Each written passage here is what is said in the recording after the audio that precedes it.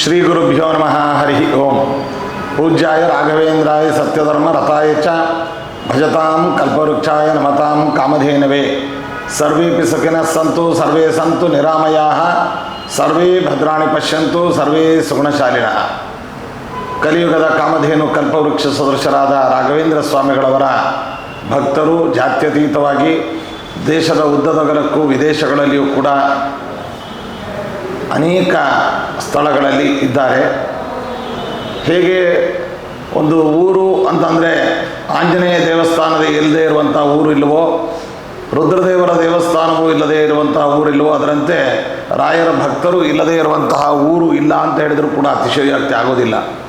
ಅಂತಹ ರಾಘವೇಂದ್ರ ಸ್ವಾಮಿಗಳವರ ಭಕ್ತರ ಉಪಯೋಗಕ್ಕೋಸ್ಕರವಾಗಿ ಮಂತ್ರಾಲಯ ಯತಿವರ ಅನ್ನುವಂತಹ ಹೆಸರಿನಲ್ಲಿ ಒಂದು ಯೂಟ್ಯೂಬ್ ಚಾನಲನ್ನು ಮಾಡಿ ರಾಘವೇಂದ್ರ ಸ್ವಾಮಿಗಳವರ ಮಹಿಮೆ, ಪೂಜೆ, ವಿಧಾನಗಳು ಎಲ್ಲವನ್ನೂ ಕೂಡ ಪ್ರಸರಿಸ್ತಾ ಇದ್ದಾರೆ.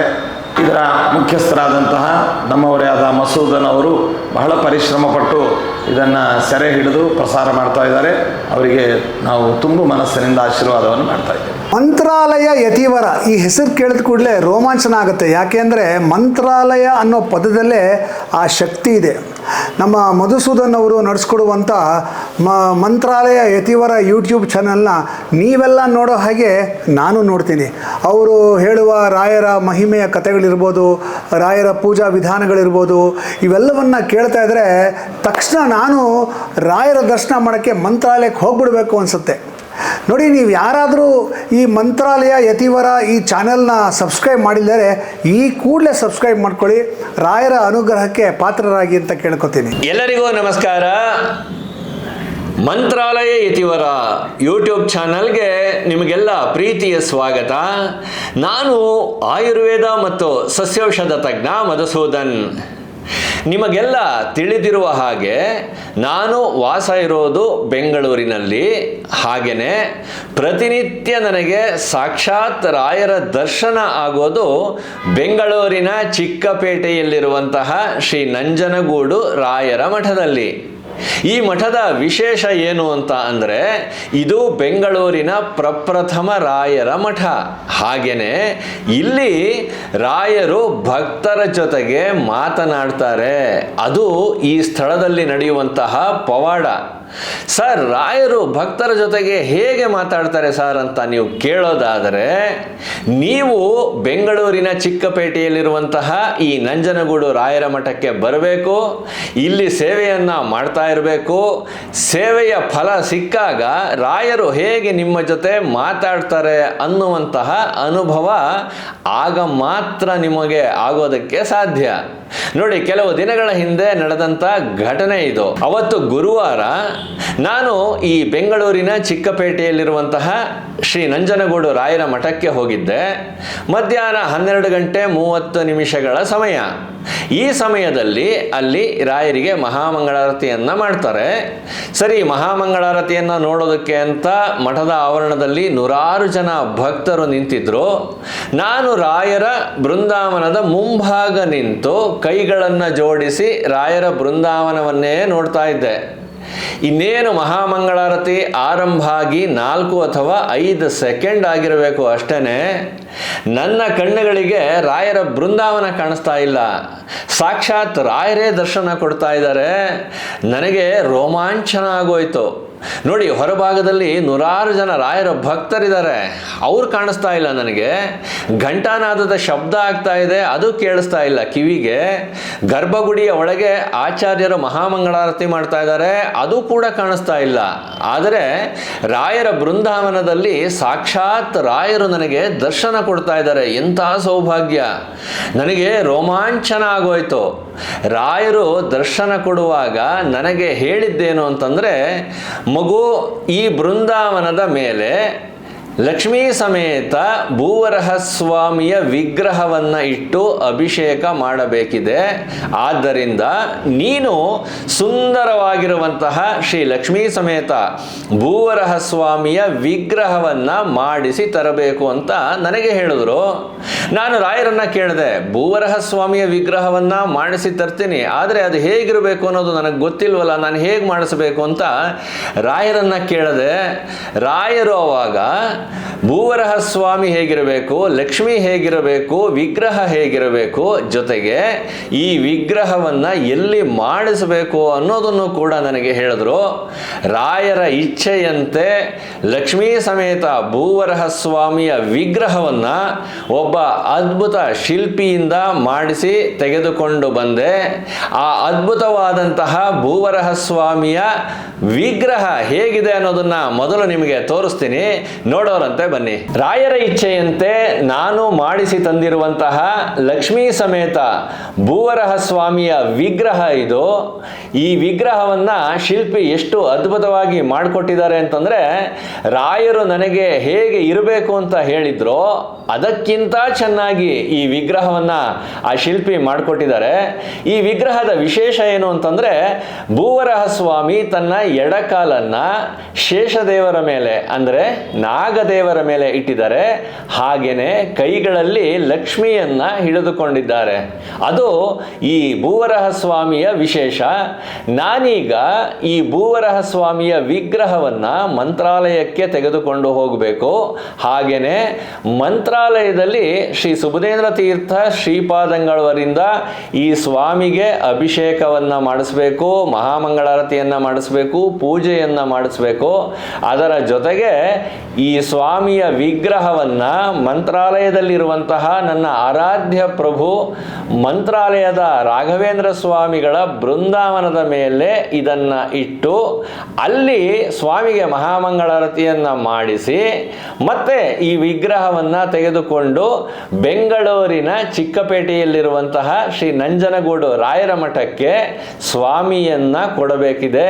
ನಾನೀಗ ನಿಮ್ಮನ್ನ ಮಂತ್ರಾಲಯಕ್ಕೆ ಕರೆದುಕೊಂಡು ಹೋಗ್ತೇನೆ, ಬನ್ನಿ.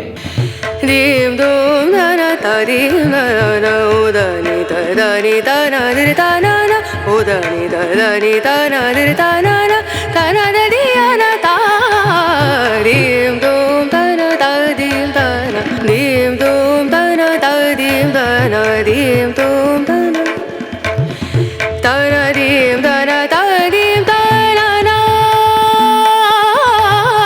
ತನ ದೀಂ ಧನ ತದೀಂ ಧನ ತನ ದದಿಯನ ದಿಯನ ತನನ ತನ ದೀಂ ಧನ ತದೀಂ ಧನನ ತನ ದದಿಯನ ದಿಯನ ತನನ ತದೀಂ ಧನನ ತನ ದದಿಯನ ತಾನ ತಾನ ತಾನ ದೀಂ ದೂಂ ತನ ತದೀಂ ತನನ ದೀಂ ದೂಂ ಧನ ಆ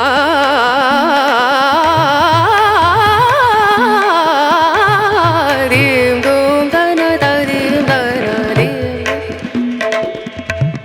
ಸರಿ ಗಮ ಮಮ ಗರಿ ಗಮ ಪದನಿ ಸರಿ ಧನಿ ಧನಿ ಧ ಸರಿ ಧನಿ ಸರಿ ಗರಿ ಸನಿ ರೆ ಸನಿ ಧನಿ ಸರಿ ಗ ಮಮ ಗರಿ ಧನಿ ರೆ ಸರಿ ದೂಂ ಧನ ಧನಿ ದೀಂ ದೂಂ ಧನ ದೀಂ ದೂಂ ಧನ ದೀಂ ದೂಂ ಧ ನಾ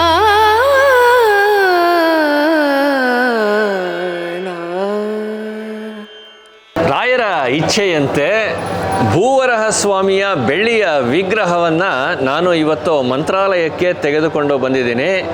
ಇನ್ನೇನು ಕೆಲವೇ ಕ್ಷಣಗಳಲ್ಲಿ ಮಂತ್ರಾಲಯದಲ್ಲಿ ಸಂಸ್ಥಾನ ಪೂಜೆ ಪ್ರಾರಂಭ ಆಗುತ್ತೆ. ನಾನು ತೆಗೆದುಕೊಂಡು ಬಂದಿರುವಂತಹ ಭೂವರಹ ಸ್ವಾಮಿಯ ವಿಗ್ರಹಕ್ಕೆ ಈ ಸಂಸ್ಥಾನ ಪೂಜೆಯಲ್ಲಿ ಮಂತ್ರಾಲಯದ ಶ್ರೀ ಸುಬುಧೇಂದ್ರ ತೀರ್ಥ ಶ್ರೀಪಾದಂಗಳವರು ಅಭಿಷೇಕ ಮತ್ತು ಪೂಜೆಯನ್ನು ಮಾಡಿ ಆನಂತರ ಈ ಭೂವರಹ ಸ್ವಾಮಿಯನ್ನು ರಾಯರ ಬೃಂದಾವನದ ಮೇಲೆ ಇಟ್ಟು ಮಂಗಳಾರತಿಯನ್ನು ಮಾಡಿ ಮತ್ತೆ ನನಗೆ ಕೊಡ್ತಾರೆ. ಇನ್ನೇನು ಕೆಲವೇ ಕ್ಷಣಗಳಲ್ಲಿ ಸಂಸ್ಥಾನ ಪೂಜೆ ಆರಂಭ ಆಗುತ್ತೆ. ನಾನೀಗ ನಿಮ್ಮನ್ನು ಸಂಸ್ಥಾನ ಪೂಜೆಗೆ ಕರೆದುಕೊಂಡು ಹೋಗ್ತಾ ಇದ್ದೀನಿ, ಬನ್ನಿ. ಮಂದಾರನ ಸಂದೋಹ ಮಂದಾರ ದರಸನ್ನಿವಂ ವಸುಧಾಧರ ವಿಖ್ಯಾತಂ ವೈರಾಗ್ಯಾದಿ ಗುಣಾಣವಂ ಆದೇ ವಿಜಯ ಶ್ರೀರಾಯ ವರದಾಯ ವರಾಕ್ತಿನಾ ಶರಣೇ ಮಂಡಲೇ ಖ್ಯಾತಂ ಧೈರ್ಯಾದಿ ಗುಣಬ್ರಹ್ಮಿದಂ ಭೂದೇವ ವಂದ್ಯಪಾದಾಬ್ಜಂ ಬೋಧಿಮಂದಮವೇಷ್ಟಿತಂ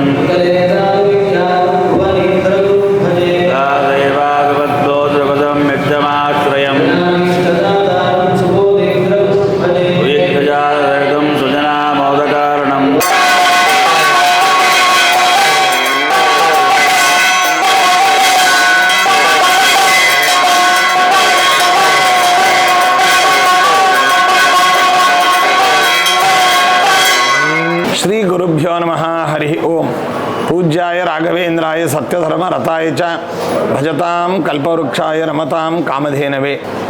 ನಮ್ಮ ರಾಘವೇಂದ್ರ ಸ್ವಾಮಿಗಳವರ ಅಂತರಂಗ ಭಕ್ತರು ಮಧುಸೂದನ್ ಅವರು ಒಂದು ಸಾಮಾಜಿಕ ಜಾಲತಾಣಗಳ ಮೂಲಕವಾಗಿ ಅನೇಕ ಧಾರ್ಮಿಕ ಮತ್ತು ಭಕ್ತಿ ಸಾಮಾಜಿಕ ವಿಚಾರಗಳನ್ನು ಜಾಲತಾಣಗಳ ಮೂಲಕವಾಗಿ ಯೂಟ್ಯೂಬ್ ಮೂಲಕವಾಗಿ ಅವರು ಪ್ರಕಾಶನ ಪಡಿಸ್ತಾ ಇದ್ದಾರೆ.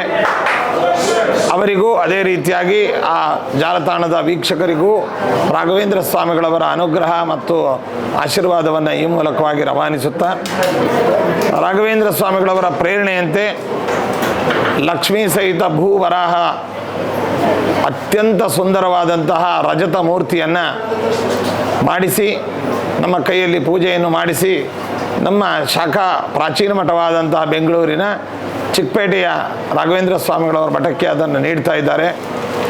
ಇದರಿಂದ ಅವರಿಗೆ, ಅವರ ಕುಟುಂಬಕ್ಕೆ, ಬಂಧು ಬಾಂಧವರಿಗೆ ವಿಶೇಷವಾಗಿ ದೇವರ ಅನುಗ್ರಹವಾಗಲಿ. ಆ ಭೂವರಾಹ ದೇವರು ಇವರ ಸೇವೆಯನ್ನು ಸ್ವೀಕಾರ ಮಾಡಿ ಇವರಿಗೆ ಎಲ್ಲ ರೀತಿಯಾಗಿ ಅನುಗ್ರಹಿಸಲಿ ಅಂತ ನಾವು ದೇವರಲ್ಲಿ ಪ್ರಾರ್ಥಿಸ್ತೇವೆ. ಶುಭಮಸ್ತು.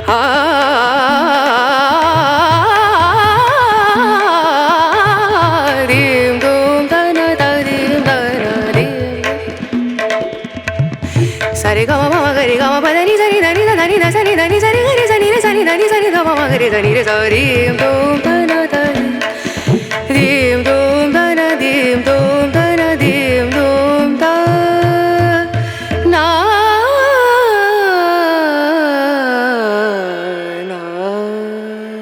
ರಾಯರ ಇಚ್ಛೆಯಂತೆ ಲಕ್ಷ್ಮೀ ಸಮೇತ ಶ್ರೀ ಭೂವರಹ ಸ್ವಾಮಿಯ ವಿಗ್ರಹವನ್ನು ಮಂತ್ರಾಲಯಕ್ಕೆ ತೆಗೆದುಕೊಂಡು ಬಂದು ಶ್ರೀ ಸುಬುಧೇಂದ್ರ ತೀರ್ಥ ಶ್ರೀಪಾದಂಗಳವರ ಹಸ್ತದಿಂದ ಸ್ವಾಮಿಗೆ ಅಭಿಷೇಕವನ್ನು ಮಾಡಿಸಿ ಆಯಿತು, ಪೂಜೆಯನ್ನು ಮಾಡಿಸಿ ಆಯಿತು. ಜೊತೆಗೆ ಶ್ರೀ ಸುಬುಧೇಂದ್ರ ತೀರ್ಥ ಶ್ರೀಪಾದಂಗಳವರು ಈ ಲಕ್ಷ್ಮೀ ಸಮೇತ ಭೂವರಹ ಸ್ವಾಮಿಯ ಬೆಳ್ಳಿಯ ವಿಗ್ರಹವನ್ನು ರಾಯರ ಬೃಂದಾವನದ ಮೇಲೆ ಇಟ್ಟು ಆರತಿಯನ್ನು ಮಾಡಿ ನನಗೆ ಮತ್ತೆ ಕೊಟ್ಟಿದ್ದಾರೆ.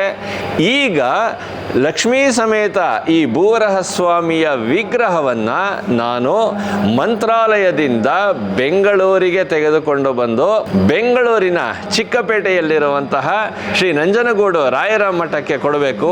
ನಾನೀಗ ನಿಮ್ಮನ್ನು ಮಂತ್ರಾಲಯದಿಂದ ಬೆಂಗಳೂರಿನ ಚಿಕ್ಕಪೇಟೆಯಲ್ಲಿರುವಂತಹ ನಂಜನಗೂಡು ರಾಯರ ಮಠಕ್ಕೆ ಕರೆದುಕೊಂಡು ಹೋಗ್ತಾ ಇದ್ದೀನಿ. ಬನ್ನಿ. ಪೂಜ್ಯಾಯ ರಾಘವೇಂದ್ರಾಯ ಸತ್ಯಧರ್ಮ ರಥಾಯ ಚ ಭಜತಾಂ ಕಲ್ಪವೃಕ್ಷಾಯ ನಮತಾಂ ಕಾಮಧೇನವೇ. ಬೆಂಗಳೂರಿಗೆ ಪ್ರಾಚೀನವಾದ ಮಠ ಚಿಕ್ಕಪೇಟೆ ರಾಘವೇಂದ್ರ ಮಠ. ಸುಮಾರು 255 ವರ್ಷಗಳ ಕೆಳಗೆ ನಮ್ಮ ಸುಮತೀಂದ್ರ ತೀರ್ಥಗಳು ಶ್ರೀರಂಗದಲ್ಲಿ ಏನು ವಿರಾಜಮಾನರಾಗಿ ಬೃಂದಾವನಸ್ಥರಾಗಿದ್ದಾರೆ. ಸುಮತೀಂದ್ರ ತೀರ್ಥ ಶ್ರೀಪಾದಂಗಳವರು ಇಲ್ಲಿ ಬೆಂಗಳೂರಲ್ಲಿ ಆಂಜನೇಯ ಸ್ವಾಮಿ ಪ್ರತಿಷ್ಠೆಯನ್ನು ಮಾಡಿದರು.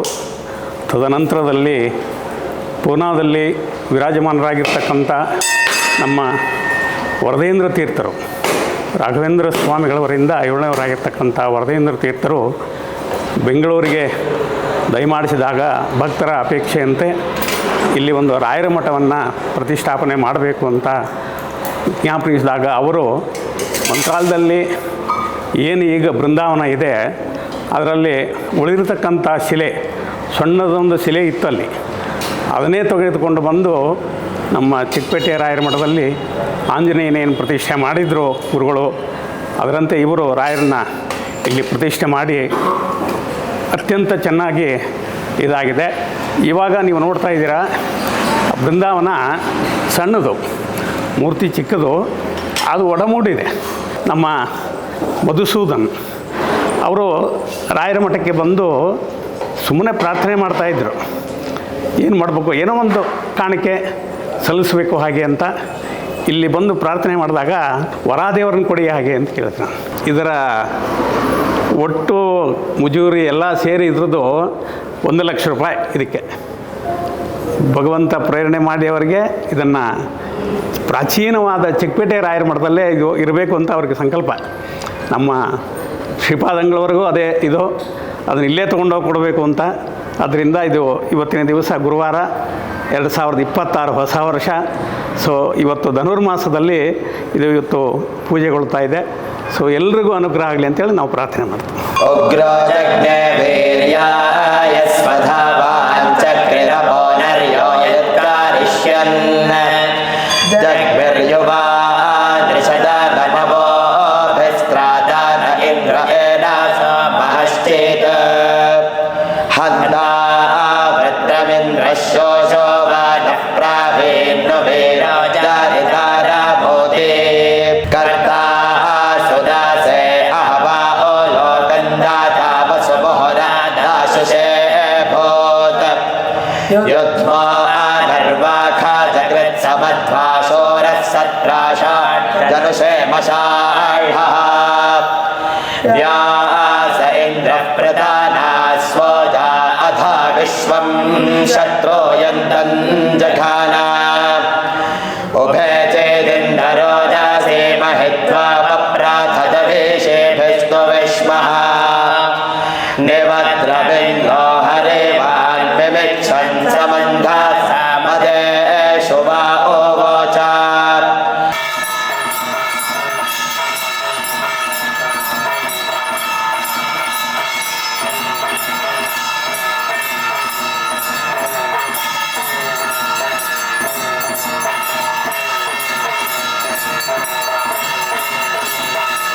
ಎರಡು 2026ನೇ ಇಸವಿ ಜನವರಿ ತಿಂಗಳ 1ನೇ ತಾರೀಕು ಗುರುವಾರವನ್ನು ನನ್ನ ಜೀವನದಲ್ಲಿ ನಾನು ಮರೆಯೋದಕ್ಕೆ ಸಾಧ್ಯವೇ ಇಲ್ಲ.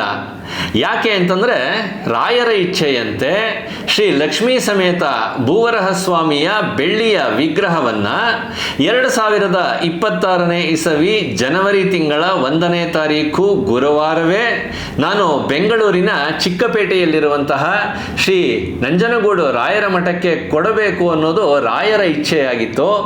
ರಾಯರ ಇಚ್ಛೆಯಂತೆ ಅದೇ ದಿನವೇ ನಾನು ಶ್ರೀ ಲಕ್ಷ್ಮೀ ಸಮೇತ ಭೂವರಹ ಸ್ವಾಮಿಯ ಬೆಳ್ಳಿಯ ವಿಗ್ರಹವನ್ನು ರಾಯರಿಗೆ ಸಮರ್ಪಣೆ ಮಾಡಿದ್ದೀನಿ.